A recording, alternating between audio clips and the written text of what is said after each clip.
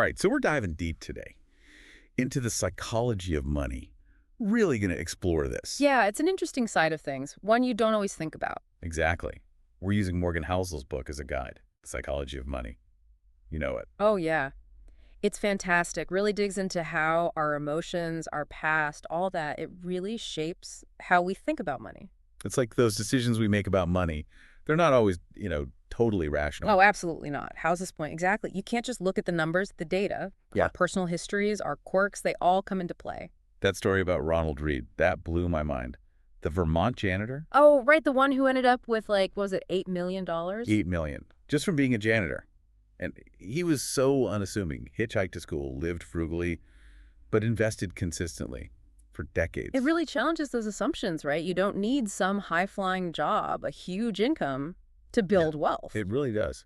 Reed's approach, it wasn't about picking the perfect stocks or anything. It was about consistency, discipline. Exactly. He just saved a big chunk of every paycheck, didn't fall into that trap of lifestyle inflation, just let the power of compounding work its magic. That's something anyone can do, in theory. It's about mindset as much as anything. Absolutely. And it highlights a huge point in the book, the savings rate. How much you save from each paycheck, that's one of the biggest drivers of wealth. It was like, yeah, investing matters. But the foundation is how much you're setting aside in the first place. Right. Like building a house. The stronger the foundation, the higher you can go. Makes you think about the Bill Gates story, too. Housel talks about that. Oh, yeah, how Gates had this crazy advantage, just by chance. His high school, one of the only ones with a computer lab. Back then, that was huge, pure luck, but it shaped his whole trajectory. And then there's his friend, Kent Evans, equally brilliant, but... Died in a mountaineering accident before they even graduated. Tragic. It really puts things in perspective. All the hard work, the talent, sometimes luck or bad luck can just change everything. It's a sobering reminder. Risk is always there, no matter what. But Housel's not trying to make us paranoid. It's about having a balanced view. Right. Not getting too cocky when things are good, not falling apart when we hit a bump. And that leads to another big idea, the survival mindset in finance, something Housel really emphasizes. That's an interesting way to put it. So what does that look like in practice? Well, it means acknowledging things won't always go perfectly, building in that resilience, that buffer. Like having an emergency fund, avoiding too much debt. Those are key parts of it, yeah. Diversifying investments, too. It's all about managing risk, minimizing the impact when those unexpected storms hit. Those stories about Jesse Livermore and Abraham Jermansky come to mind. Both made fortunes, lost them. During the Roaring '20s, the Depression. Exactly. Cautionary tales, right. They were brilliant investors, but couldn't hold on to it. Overconfidence, not managing risk well enough. Could be a bit of both. It shows building wealth is one thing. Keeping it, that's a whole other skill set and a different mindset. So it's not just about reaching the peak. It's about making sure you don't fall off. Exactly. And that's where defining enough comes in. Housel has this great story about John Bogle, founder of Vanguard, and Kurt Vonnegut. Oh, I love Vonnegut. What happened? They're at a party hosted by this billionaire hedge fund guy. And Vonnegut points out, this guy made more in one day than Heller earned from Catch-22 ever. Wow. Okay, so what did Heller say to that? Yes, but I have something he will never have. Enough. That's such a powerful statement. It really gets to the heart of it, doesn't it? What true wealth is, I mean. It really does. It's not just about accumulating more. It's about contentment. That feeling of security allows you to live a fulfilling life. And, it connects to another concept. Wealth is what you don't see. Okay, now I'm really curious. What does that mean? Think about it. It's not about the flashy stuff, the outward show. It's about the freedom to make choices that matter to you, aligned with your values, your goals. So it's more about options, flexibility, not just a big house or a fancy car. Exactly. Having that buffer to weather storms, to pursue your passions, spend time with loved ones without that constant worry about money. Just like Ronald Reed. Simple life, but secure. Could do what he wanted, when he wanted, in a way incredibly wealthy, even if it didn't look that way. Exactly. True wealth can be hidden. It's not about impressing anyone. It's about building that solid foundation that gives you peace of mind, and that ties into the idea that your savings rate is more important than your returns. Wait, really? I feel like everyone's always obsessed with getting the highest returns possible. It's a common trap. Housel makes a great comparison to the oil crisis back in the 70s. Okay, I'm not sure I follow. The world thought we were running out of oil, right? Panicked. But the solution wasn't just finding more oil, it was using energy more efficiently. Ah, I see. So it's like being more efficient with your money is just as important as making more of it. Precisely. Just like we solved that oil crisis by getting smarter, building wealth is more about spending well, not just chasing those big returns. Makes you realize it's not just about how much comes in, but how much you keep. You got it. Like that old saying, it's not what you make, it's what you save. And speaking of doing things differently, Housel talks about being reasonable, not always strictly rational with our finances. Now, I gotta ask, Right. what's the difference? Reasonable versus rational? We can get so hung up on optimizing everything, right? Crunching numbers, trying to be perfectly rational with every financial move. I definitely do that sometimes. Yeah, but it makes sense, right? Good. But Housel says, we're human. We're emotional. There's more to it than just logic. He tells this story about Julius Wagner Jauregg, a psychiatrist. Okay, I'm intrigued. This guy, he won a Nobel Prize for treating syphilis with malaria-induced fevers. Wait, what? That sounds dangerous. It was controversial, but it worked. Wagner Jauregg realized fevers, as awful as they can sometimes help the body fight infection. So he was thinking outside the box, realizing sometimes the best solution isn't the obvious one. Exactly. And Housel applies that same idea to money. Sometimes it's okay to make a decision that's not strictly rational on paper. If it aligns with your values, right? Yeah. Or your overall well-being. Sometimes peace of mind is worth more than squeezing out an extra percentage point of return. Absolutely. Recognizing money is a tool to enhance your life. It's not the be-all and end-all. This is making me rethink how I approach my finances. It's not just about the numbers, it's about understanding the human element too. And that leads us to another crucial point. The role of stories and narratives. They really shape how we see the economy, our finances. Oh, I love a good story. What kind of stories are we talking about here? Housel uses this really interesting example. Imagine an alien, right? Observing the 2008 financial crisis. Oh yeah, I'm picturing it. This alien, they'd see the same infrastructure, technology, resources before and after the crash. The difference. I'm not sure. What would change? The stories we tell ourselves. In 2007, the narrative was housing prices always go up, banks are stable. But in 2009, that story shattered. Led to panic, a downward spiral. So it's like the facts might be the same, but how we interpret them, the story we weave around them, that makes all the difference. Exactly. And those stories influence our actions big time. If we keep hearing about people getting rich quick, we might make riskier choices ourselves, even if it's not smart. We have to be aware of those narratives, question them, separate emotion from fact. Absolutely. And that brings us to Housel's final set of recommendations, embracing humility, forgiveness, and a long-term time horizon. Okay, I'm ready for it. How do those fit into the picture? Well, humility is realizing we're not always in control. Luck, good or bad, plays a role. It's about not getting too cocky, but also not beating ourselves up when things go wrong. So forgiveness goes hand in hand with that. Exactly. Being kind to ourselves, to others when we make mistakes. Because everyone does. It's part of the journey. And that long-term outlook, it's about focusing on sustainability. Not chasing quick wins, like we were saying with Warren Buffett, right? Patience pays off. Exactly. Compounding takes time. Resisting the urge to constantly tinker, that's where the real magic happens. And it connects back to that savings rate, too. When you're thinking long-term, you're less focused on chasing those flashy returns. More about consistently putting money aside. It's a whole different way of thinking about things. Not the way we're usually taught about money, but it makes a lot of sense. It does, doesn't it? It's about changing our mindset. Understanding the psychology of money is just as important as understanding the numbers.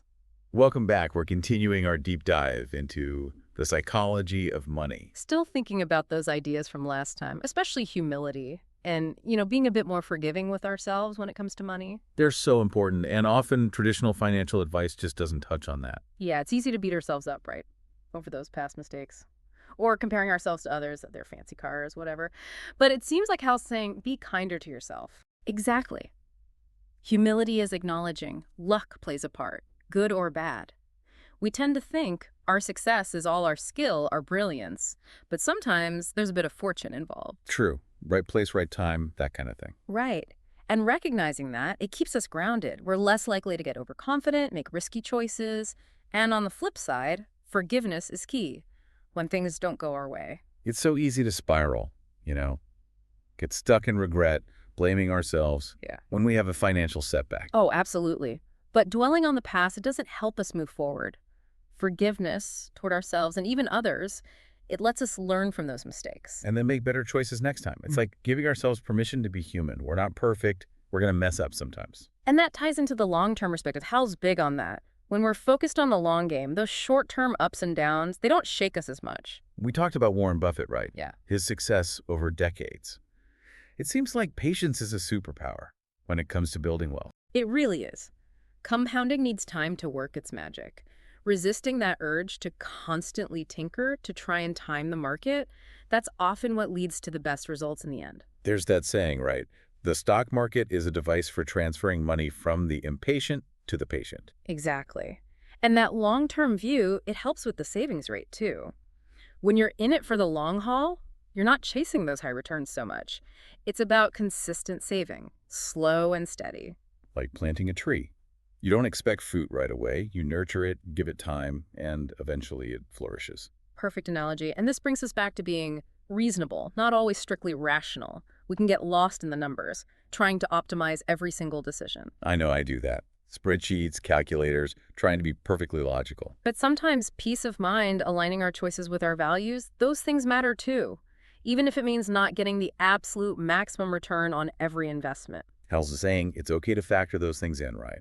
Sometimes a decision that feels right, it might be more important than what looks best on paper. He's reminding us money's a tool. It should enhance our lives. It's not the only measure of success or happiness. It really challenges that whole idea of one right way to manage money. And that leads to another key point, defining what enough means for you. When you know what truly matters, what level of security makes you feel content, it's easier to resist those external pressures. This is something a lot of people struggle with, I think.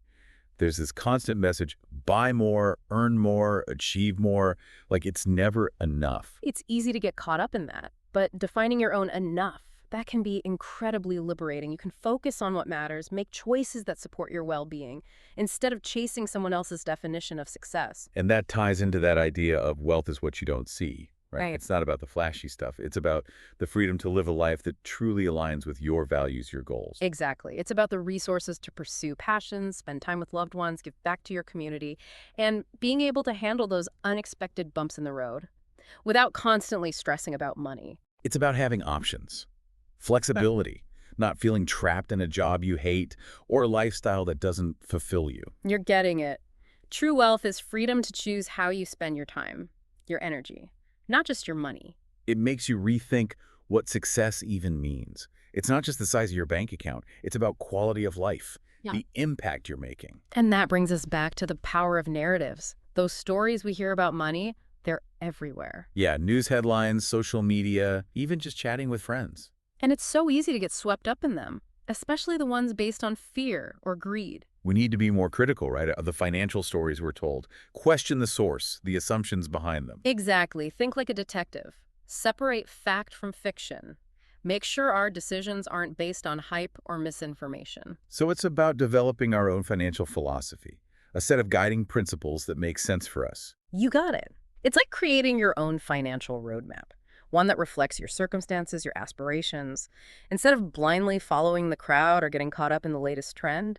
And that philosophy, it should include that long-term perspective, a healthy dose of humility, forgiveness, and a clear understanding of what enough means to you. It's about building a financial life that supports your well-being, not just chasing those fleeting moments of wealth or status. Right. It's about creating a life that feels truly fulfilling, abundant, not just in material things, but in time, freedom, purpose. This is making me realize managing money well, it's not just about being good at math. It's about knowing yourself, making choices that align with who you are, what you want. Exactly. And it leads to one of Housel's most powerful takeaways. We're all just figuring it out as we go.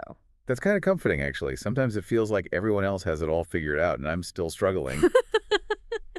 We all make mistakes. We have setbacks, moments of doubt, uncertainty. There's no such thing as a perfect financial journey. So it's not about getting it all right. It's about learning, growing along the way. Exactly. Embrace the journey. There's no one-size-fits-all solution. We're all constantly learning, evolving. And accepting that. Our own imperfections, that's key to being more humble, more forgiving towards ourselves and others.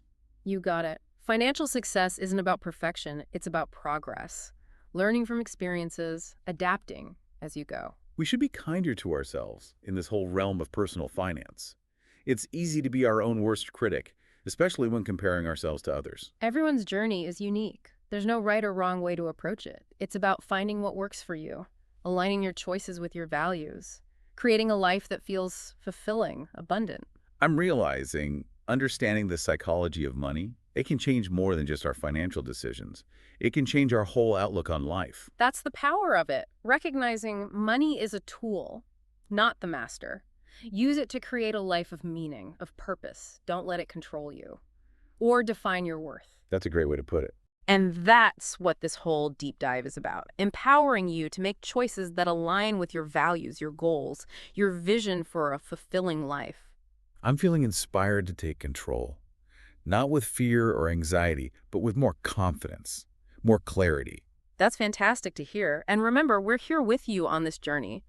We'll be back soon to wrap up this deep dive. More practical tips, more thought-provoking insights.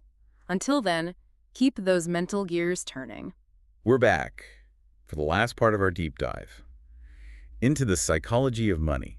Really feels like we've been all over the map, from narratives to, that whole idea of what's enough. And we barely scratched the surface. Housel packs so much into this book. For this last part, I thought we could touch on one of his more, unexpected ideas. I know, all ears. What is it? He suggests that maybe, just maybe, saving money is a form of rebellion. Rebellion. Okay, that's not what I was expecting from a finance book. Right, it sounds counterintuitive, but think about it. We're constantly bombarded with messages to spend, spend, spend, upgrade your phone, buy the latest fashion, you deserve it. It's true. There's this pressure to keep up, to have all the things. Social media doesn't help, that's for sure.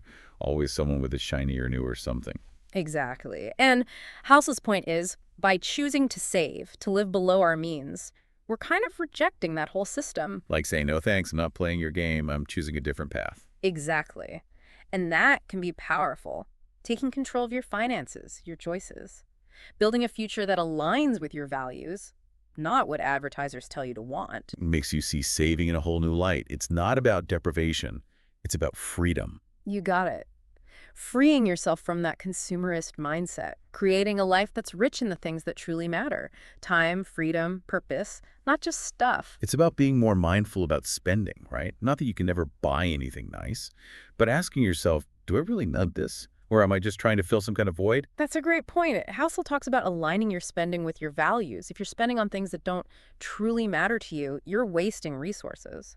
Money, but also energy, attention. It all comes back to enough, doesn't it? When you know what you need, what truly makes you happy, it's easier to resist those temptations, to overspend, to chase those things that don't really matter. Exactly. And when you're content with what you have, you don't need to impress anyone. You don't need to seek validation through buying things. Makes me think of Ronald Reagan again, the janitor who built that fortune. He didn't need fancy things to feel fulfilled. He had his books, his hobbies, his security. Such a great example. True wealth isn't about keeping up with the Joneses. It's about living a life that's authentic to you, meaningful. And yeah, sometimes that means going against the grain, saving, investing, even when everyone around you is spending like crazy. It's about being thoughtful, deliberate, recognizing that money is a powerful tool, but you have to use it wisely. Well said. And as we wrap up this deep dive into the psychology of money, I hope you're walking away with, a sense of possibility, maybe a new perspective on your own finances. I know I am. Feeling inspired to take control, make choices that are right for me, not out of fear, but with more intention. That's what it's all about. Remember, it's your journey, your money, your life. So make choices that align with your values, your goals, your vision for a fulfilling future. Thanks for joining us on this deep dive into the psychology of money. It's been a fascinating journey. And remember, the conversation doesn't end here. Keep exploring, keep learning, keep making those smart choices. Choices that lead to a life of abundance and purpose. Thanks for listening. Did you enjoy what you heard? Want to buy this book? Please use the link in the description to support the channel.